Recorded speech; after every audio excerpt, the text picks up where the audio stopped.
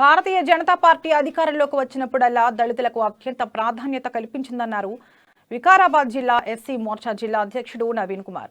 BJP ప్రభుత్వం దళిత వర్గానికి రామ్నాథ్ కోవింద్ ను గతంలో అత్యున్నత పీఠంపై కూర్చోపెట్టారని, ఇప్పుడు గిరిజన మహిళ ద్రౌపది ముర్ముని రాష్ట్రపతిని చేసిందని గుర్తు చేశారు. 13 మంది దళిత వర్గం వారు కేంద్ర కేబినెట్ లో మంత్రులుగా ఉన్నారని తెలిపారు.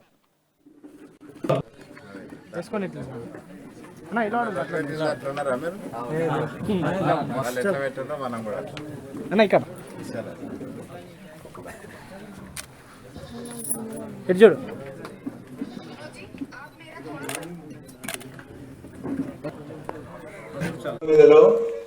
120 అనుకోండి, 60 రావాలి. 60 సీట్లు ఉన్నోడు ముఖ్యమంత్రి కూర్చుంటాడు. మన ఎన్ని ఉన్నాయి బీజేపీకి? మూడుకి ఈ 4 తీసుకపోయి ముక్కులో పెట్టుకుంటాడా? వాడు ఏం చేసుకుంటాడు? దేని కొరకు కొంటాడు? మనవి కూడా 55 ఉంటే దాంట్లోకి తీసుకపోయి 4 కలిపితే మనం ముఖ్యమంత్రి కావచ్చు అని చెప్పేసి చిన్న తెలివిలోనే కూడా వాడు గ్రహిస్తలేడు ఆ మనిషి. నేను కూడా ఆయనతో చాలా సంవత్సరాలు దోస్తాన్ని చేసిన కానీ ఇంత తెలివి తక్కువ పని చేశాడని చెప్పేసి అనుకోలేదు నేను.